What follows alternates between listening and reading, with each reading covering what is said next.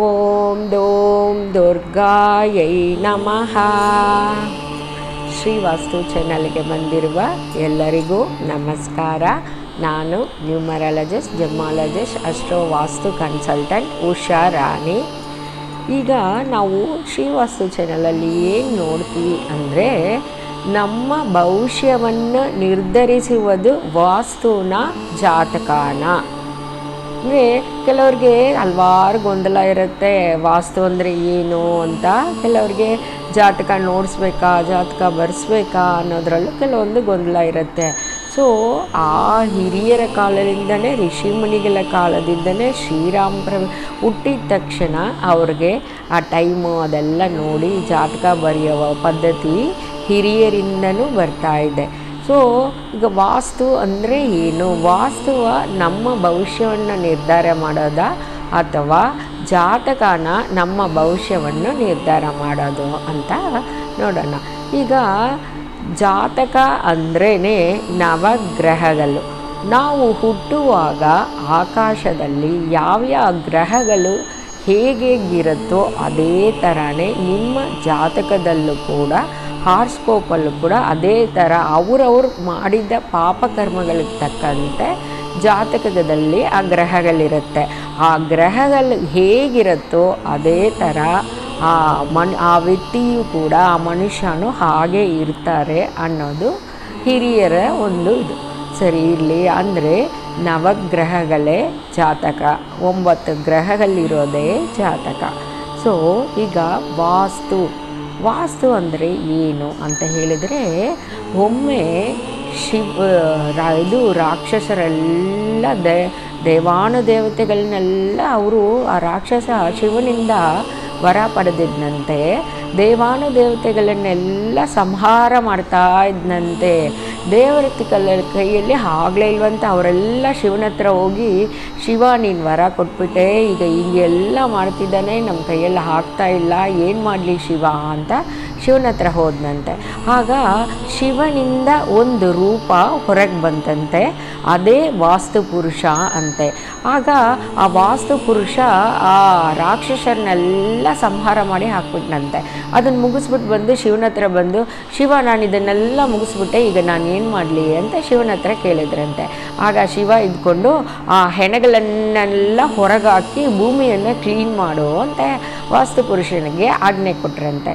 ವಾಸ್ತುಪುರುಷ ಅದನ್ನು ಮಾಡಿಬಿಟ್ಟು ಮತ್ತೆ ಬಂದು, ಶಿವ ನಾನು ಇನ್ನೇನು ಮಾಡಲಿ ಅಂತ ಕೇಳಿದ್ರಂತೆ. ಆವಾಗ ಆ ಶಿವ ಹೇಳಿದಂತೆ, ನೀನು ವಾಸ್ತುಪುರುಷನಾಗಿ ಭೂಮಿಯಲ್ಲಿ ವರ್ಷಕ್ಕೆ 8 ದಿನ ಮಾತ್ರ ಎದ್ದಿರು, ಮಿಕ್ಕಿದ ದಿನದಲ್ಲೆಲ್ಲ ನೀನು ಮಲಗಿರು. ನಿನ್ನ ವಾಸ್ತು ಪೂಜೆ ಮಾಡಿ ವಾಸ್ತು ಪ್ರಕಾರ ಯಾರು ಮನೆಯನ್ನು ಅಳವಡಿಸಿಕೊತಾರೋ ಅವ್ರಿಗೆ ಸುಖ, ಶಾಂತಿ, ನೆಮ್ಮದಿ ಎಲ್ಲವನ್ನು ಕೊಟ್ಟು ಅವರ ಮನೆಯಲ್ಲಿರುವ ಎಲ್ಲವನ್ನು ಕಾಪಾಡು ಅಂತ ಹೇಳಿದ್ರಂತೆ. ಇದು ವಾಸ್ತು ಪುರುಷ ಶುರು ಆದ ಕತೆ. ಆದರೆ ವಾಸ್ತು ಅಂದರೆ ಪಂಚಭೂತ ಶಕ್ತಿ. ಅಂದರೆ ಎಲ್ಲರಿಗೂ ಗೊತ್ತಿದೆ, ಭೂಮಿ, ವಾಯು, ಅಗ್ನಿ, ಆಕಾಶ, ನೀರು, ಇದು ಎಲ್ಲವೂ ಕೂಡ ಪಂಚಭೂತ ತತ್ವಗಳು, ಪಂಚಭೂತ ಶಕ್ತಿ. ಯಾವೊಂದು ಮನೆಯಲ್ಲಿ ಅದೇ ಜಾಗದಲ್ಲಿ ಅದದು ಬರಬೇಕು ಅಂತ ಕ್ರಮ ಇದೆಯೋ, ಇದೆಲ್ಲವೂ ಹಿರಿಯರು ವಾಸ್ತುಶಾಸ್ತ್ರ ಮಾಡಿದಂತಹದ್ದು. ಈ ಪ್ರಕೃತಿ ನಿಯಮದ ಪ್ರಕಾರ ಅದೆಲ್ಲವನ್ನು ಆಯಾ ಜಾಗದಲ್ಲಿ ಅದನ್ನು ಮಾಡಿಕೊಂಡ್ವಿ ಅಂದರೆ ಆ ಪ್ರಪಂಚ ಶಕ್ತಿ, ಕಾಸ್ಮಿಕ್ ಎನರ್ಜಿ, ಪಂಚಭೂತ ಶಕ್ತಿ ಎಲ್ಲವೂ ಕೂಡ ನಮ್ಮ ಮನೆಯಲ್ಲಿ, ನಾವು ವಾಸವಾಗಿರುವ ಜಾಗದಲ್ಲಿ ಸರಿಯಾಗಿ ಬಂದು ನಮಗೂ ಕೂಡ ಆರೋಗ್ಯ, ಅಷ್ಟ ಐಶ್ವರ್ಯ, ನೆಮ್ಮದಿ, ಧನ ಎಲ್ಲವನ್ನು ಕೊಟ್ಟು ಕಾಪಾಡುತ್ತೆ. ಹೀಗೆ ಶಿವನು ಬಂದು ವಾಸ್ತುಪುರುಷನಿಗೆ ಆಜ್ಞೆ ಮಾಡಿದಂತೆ. ಸೊ ವಾಸ್ತುಪುರುಷನ ತಲೆ ಬಂದು ನಾರ್ತ್ ಈಸ್ಟ್ ಅಂದರೆ ದೇವಮೂಲೆಗೂ, ಕಾಲು ಬಂದು ನೈಋತ್ಯ ಅಂದರೆ ಕುಬೇರ ಮೂಲೆಗೂ ಇರುತ್ತಂತೆ ವಾಸ್ತುಪುರುಷನ ತಲೆ, ಕಾಲು. ಸೊ ವಾಸ್ತುಪುರುಷ ಹೇಗಿರಬೇಕು? ವಾಸ್ತು ಅಂದರೆ ಆ ಪಂಚಭೂತ ಶಕ್ತಿ ಎಲ್ಲೆಲ್ಲಿ ಏನೇನಿರಬೇಕೋ ಅದನ್ನು ಅಲ್ಲಲ್ಲೇ ನಾವು ಕರೆಕ್ಟಾಗಿ ಮನೆಯಲ್ಲಿ ಅಳವಡಿಸಿಕೊಂಡ್ರೆ ಅದು ಮನೆಯಲ್ಲಿರೋ ಎಲ್ಲರಿಗೂ ಕೂಡ ಸುಖ, ಶಾಂತಿ, ನೆಮ್ಮದಿಯನ್ನು ಕೊಟ್ಟು ಕಾಪಾಡುತ್ತೆ.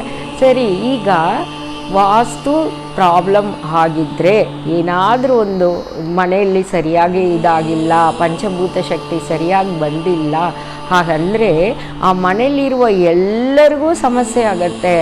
ಆರೋಗ್ಯ ಸಮಸ್ಯೆ ಆಗ್ಬೋದು, ಲಾಸ್ ಆಗ್ಬೋದು, ಮಕ್ಕಳ ಸಮಸ್ಯೆ ಆಗ್ಬೋದು, ಮದುವೆ ಸಮಸ್ಯೆ ಆಗ್ಬೋದು, ಏನೋ ಒಂದು ಸಮಸ್ಯೆ ಆ ಮನೆಯಲ್ಲಿ ಕಾಡ್ತಾನೇ ಇರುತ್ತೆ. ಆದರೆ ಒಬ್ಬ ಮನುಷ್ಯನ ಜಾತಕದಲ್ಲಿ ಗ್ರಹಗಳ ಪ್ರಾಬ್ಲಮ್ ಇತ್ತು ಅಂದರೆ ಆ ಮನುಷ್ಯ ಒಬ್ಬನಿಗೆ ಮಾತ್ರ ಅದರ ಸಮಸ್ಯೆ ಇರುತ್ತೆ. ಆದರೆ ವಾಸ್ತು ಅಂದರೆ ಇಡೀ ಆ ಮನೆಯಲ್ಲಿರುವ ಎಲ್ಲರಿಗೂ ಕೂಡ ಆ ವಾಸ್ತು ಸಮಸ್ಯೆ ಬಂದೇ ಬರುತ್ತೆ. ಈಗ ವಾಸ್ತು ಸರಿಯಾಗಿ ಇತ್ತು ಅಂತ ಇಟ್ಕೊಳ್ಳಿ, ಜಾತಕದಲ್ಲಿ ಸಮಸ್ಯೆ ಇತ್ತು ಅಂದರೂ ಕೂಡ ಅದು ಬ್ಯಾಲೆನ್ಸ್ ಆಗುತ್ತೆ. ಹೆಚ್ಚು ಮಟ್ಟಿಗೆ ಅವ್ರಿಗೆ ಪ್ರಾಬ್ಲಮ್ ಇಲ್ದಿದ್ರೆ ಅವ್ರಿಗೆ ಬ್ಯಾಲೆನ್ಸ್ ಆಗುತ್ತೆ. ಸೊ ವಾಸ್ತು ಪ್ರಾಬ್ಲಮ್ ಇತ್ತು ಅಂತ ಹೇಳಿದರೆ ಜಾತಕದಲ್ಲಿ ಚೆನ್ನಾಗಿತ್ತು ಅಂದರೂ ಕೂಡ ಸ್ವಲ್ಪ ಮಟ್ಟಿಗೆ ಪರವಾಗಿಲ್ಲ. ಸೊ ಎರಡೂ ಒಂದೇ ಸಮ ಇರುವಾಗ ಆ ವ್ಯಕ್ತಿ ಎಷ್ಟೇ ದೊಡ್ಡ ಮಟ್ಟದಲ್ಲಿ ಇದ್ದರೂ ಕೂಡ ಕೆಳಗೆ ಬೀಳೋದು ಸತ್ಯ, ಆರೋಗ್ಯ ಸಮಸ್ಯೆ ಬರೋದು ಸತ್ಯ. ಈಗ ಎಲ್ಲ ವಾಸ್ತು ಪ್ರಕಾರ ಇರೋ ಮನೆಯಲ್ಲಿ ಆರೋಗ್ಯ ಸಮಸ್ಯೆ ಬರುತ್ತೆ, ಬಟ್ ಅವ್ರು ರಿಕ್ವೈರ್ ಆಗಿಬಿಡ್ತಾರೆ, ಚೆನ್ನಾಗಾಗತ್ತೆ, ಅದರಿಂದ ಆ ಪ್ರಾಬ್ಲಮ್ ಅವ್ರಿಗೆ ಸಾಲ್ವ್ ಆಗುತ್ತೆ. ಈಗ ವಾಸ್ತು ಪ್ರಾಬ್ಲಮ್ ಪ್ರಕೃತಿಯಿಂದ ಏನಾದರೂ ಸಮಸ್ಯೆ ಅಂದರೆ ನಿಮ್ಗೆ ಗೊತ್ತೇ ಇದೆ, ಭೂಮಿ ಎರ್ಥಕ್ವಿಕ್ ಬರುತ್ತೆ, ಸುನಾಮಿ ಬರುತ್ತೆ, ಮಳೆ ಜಾಸ್ತಿ ಬಂದರೆ ಎಲ್ಲರಿಗೂ ಸಮಸ್ಯೆ ಆಗುತ್ತೆ. ಪ್ರಕೃತಿಯಲ್ಲಿ ಏನೇ ಚೇಂಜಸ್ ಇದ್ದರೂ ಕೂಡ ಅದರಿಂದ ಸಮಸ್ಯೆ ಎಲ್ಲರಿಗೂ ಕೂಡ. ಅದೇ ಥರ ವಾಸ್ತುವಲ್ಲಿ ಏನೇ ಸಮಸ್ಯೆ ಇತ್ತು ಅಂದರೂ ಕೂಡ ಆ ಮನೆಯಲ್ಲಿ ವಾಸವಾಗಿರುವ ಎಲ್ಲರಿಗೂ ಅದು ಪ್ರಾಬ್ಲಮ್ ಆಗುತ್ತೆ. ಆದ್ದರಿಂದ ಎಲ್ಲರೂ ಕೂಡ ಎಲ್ಲರ ಮನೆಯನ್ನು ಒಮ್ಮೆ ವಾಸ್ತು ಚೆಕ್ ಮಾಡಿಸ್ಕೊಳ್ಳಿ, ವಾಸ್ತು ಪ್ರಕಾರ ನಿಮ್ಮ ಮನೆಯನ್ನು ಅಳವಡಿಸಿಕೊಳ್ಳಿ. ಜಾತಕದಲ್ಲಿ ಇರುವ ನವಗ್ರಹಗಳನ್ನು ನಮ್ಮಿಂದ ಬದಲಾಯಿಸೋಕ್ಕೆ ಸಾಧ್ಯನೇ ಇಲ್ಲ, ಆದರೆ ವಾಸ್ತುವನ್ನು ನಮ್ಮಿಂದ ಬದಲಾಯಿಸೋಕ್ಕೆ ಸಾಧ್ಯ ಇದೆ. ಇದು ನಮಗೆ ದೇವರು ಕೊಟ್ಟಂಥ ಒಂದು ವರ. ನಮ್ಮ ಜೀವನವನ್ನು ಸಂತೋಷವಾಗಿ ನೆಮ್ಮದಿಯಾಗಿ ಅಳವಡಿಸಿಕೊಳ್ಳೋದೇ ವಾಸ್ತು. ಈಗ ನಾನು ಹಲವಾರು ಮನೆಗೆ ವಾಸ್ತು ನೋಡೋಕ್ಕೆ ಹೋಗಿದ್ದೀನಿ. ಒಬ್ಬರು ಅವ್ರ ಮನೆಯವ್ರ ಮನೆಗೆ ಬರುವಾಗಲೇ ಯಾವಾಗಲೂ ಕೋಪವಾಗೇ ಬರ್ತಾರೆ, ಬೈತಾನೇ ಇರ್ತಾರೆ ಅಂತ ನನಗೆ ಕಂಪ್ಲೇಂಟ್ ಮಾಡಿದ್ರು. ನಾನು ಅಲ್ಲಿ ಅಟ್ಲೀಸ್ಟ್ ಬಂದ ತಕ್ಷಣ ಕೂತ್ಕೊಳ್ಳೋ ಜಾಗವನ್ನು ಬದಲಾಯಿಸ್ಕೊಟ್ಟೆ. ಆಗಿಂದ ಅವ್ರ ಮನೆಯಲ್ಲಿ ಎಲ್ಲರೂ ಅವ್ರ ಯಜಮಾನರು ಕೂಡ ಕೂಲಾಗಿದ್ದಾರೆ ಅಂತ ಫೋನ್ ಮಾಡಿ ಹೇಳಿದರು. ಸೊ ಅದೇ ಥರ ಇನ್ನೊಬ್ಬರು ಮನೆಯಲ್ಲಿ ನೋಡಿದ್ರೆ ಯಾವಾಗಲೂ ಕುಡಿತಾನೇ ಇರ್ತಾರಂತೆ ಆ ಹುಡುಗ.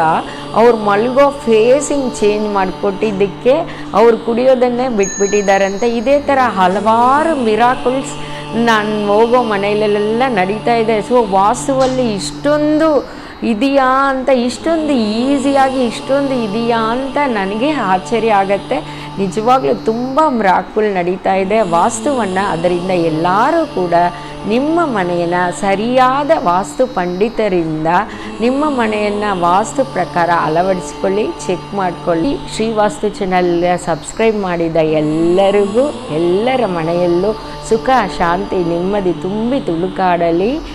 Thank you all. Good luck.